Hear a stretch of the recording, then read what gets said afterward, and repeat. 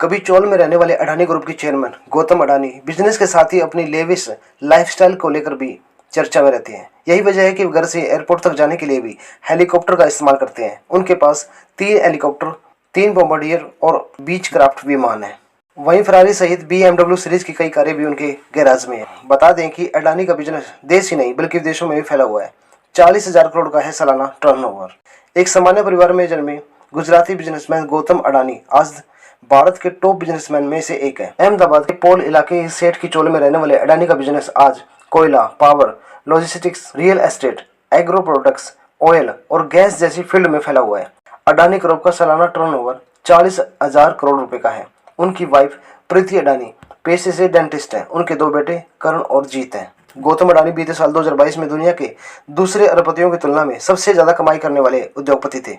वहीं इस साल अब तक सबसे ज्यादा दौलत कमाने वाले इंसान भी अडानी ही है। अडानी ग्रुप का कारोबार खाने के तेल, आटा, चीनी से लेकर एयरपोर्ट तक फैला हुआ है। ये नाम फिलहाल देश दुनिया में सुर्खियों में बना हुआ है। जिस अंदाज में अडानी ने दौलत की रेस में शून्य से बुलंदियों तक का तेज सफर तय करते हुए सभी को चौंका दिया था, वहीं अब उसी तेजी से अर्श से फर्श पर पहुंचने की खबरें चर्चा में है। अमेरिकी रिसर्च फर्म हिंडनबर्ग के अडानी ग्रुप को लेकर आई एक रिपोर्ट में ऐसा भूचाल ला दिया है कि उनका विशाल साम्राज्य हिल गया है। लेकिन क्या आप जानते हैं कि अडानी ग्रुप में कौन कौन सी कंपनियां हैं और क्या कारोबार करती हैं? आइए जानते हैं। 60 वर्षीय उद्योगपति गौतम अडानी का जन्म गुजरात के अहमदाबाद में 24 जून 1962 को हुआ था। वे अपने परिवार की पहली पीढ़ी के कारोबारी हैं। पढ़ाई बीच में छोड़कर उन्होंने परिवार को आर्थिक मदद देने के लिए कारोबारी दुनिया में कदम रख दिया था। सबसे पहले उन्होंने 1978 में हीरा कारोबार में अपना हाथ आजमाया, लेकिन उनकी किस्मत चमकी साल 1981 जब उन्होंने बड़े भाई के प्लास्टिक कारोबार में एंट्री मारी। इसके बाद 1988 में अडानी एंटरप्राइजेज लिमिटेड अस्तित्व में आई। आज अडानी ग्रुप की 7 कंपनियां शेयर बाजार में लिस्टेड है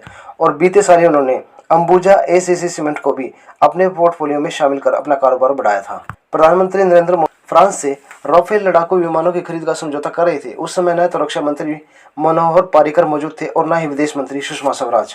कांग्रेस महासचिव दिग्विजय सिंह ने चुटकी लेते हुए कहा था कि प्रधानमंत्री जब राफेल समझौता कर रहे थे तब विदेश मंत्री अपनी लोकसभा में भविष्य की योजनाएं गिना रही थी और रक्षा मंत्री मछली खरीद रहे थे। प्रधानमंत्री बनने के बाद नरेंद्र मोदी की अधिकांश विदेश यात्राओं में गौतम अडानी उनके साथ रहे। हिंदुस्तान टाइम्स की रिपोर्ट के मुताबिक 5600 करोड़ के अडानी ग्रुप के मालिक गौतम अडानी प्रधानमंत्री नरेंद्र मोदी की विदेश यात्राओं में आमतौर पर दिखने वाला चेहरा रहे हैं। पिछले सप्ताह फ्रांस में नरेंद्र मोदी ने यूनेस्को के मुख्यालय का दौरा किया। प्रधानमंत्री के 20 मिनट के भाषण को तन्मयता से सुनने वाले श्रोताओं में गौतम अडानी भी थे। सूत्रों ने बताया कि रात्रि भोज में उन्होंने फ्रांस के पूर्व राष्ट्रपति निकोला सरकोजी से मुलाकात भी की। हिंदुस्तान टाइम्स के मुताबिक अडानी प्रधानमंत्री नरेंद्र मोदी के साथ कनाडा में भी थे।